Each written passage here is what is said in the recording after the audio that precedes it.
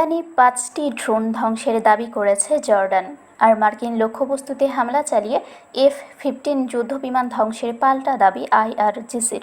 মঙ্গলবার আল জাজিরার প্রতিবেদনে এসব দাবি তুলে ধরা হয়। প্রতিবেদন অনুযায়ী, জর্ডান সীমান্ত ও আকাশে তৈরি হওয়া নতুন উত্তেজনার মুখে ইরান থেকে আসা ৫টি ড্রোন নিষ্ক্রিয় করার দাবি জানিয়েছে জর্ডান।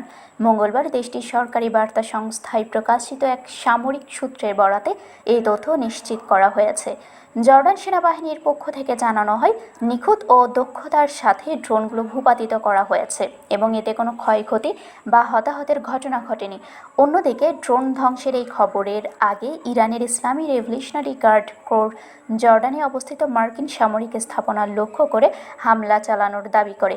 IRGCর দাবি অনুযায়ী, তাদের হামলায় মার্কিন সামরিক ঘাঁটির একটি ক্ষেপণাস্ত্র প্রতিরক্ষা রাডার সিস্টেম এবং হ্যাঙ্গারে থাকা একটি F-15 যুদ্ধবিমান ধ্বংস হয়েছে। এদিকে ইসরায়েলের কট্টর ডানপন্থী অর্থমন্ত্রী বেজালেল স্মোট্রিচ বলেছেন, বর্তমানে ইরানের সঙ্গে চলমান সংঘাতে সরাসরি জর্ডানের কোনো আগ্রহ ইসরায়েলের নেই।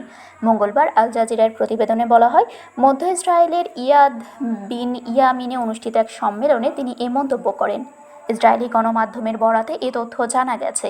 স্মোট্রিচ বলেন, এই মুহূর্তে ইসরায়েল রাষ্ট্রের এই অভিযানে যোগ দেওয়ার কোনো আগ্রহ নেই। বর্তমান পরিস্থিতি আমাদের জন্য অনুকূল এবং এতে নিজেদের জড়ানোর কোনো প্রয়োজন আমরা দেখছি না। শারমিন শিমু, বরেন্দ্র টেলিভিশন।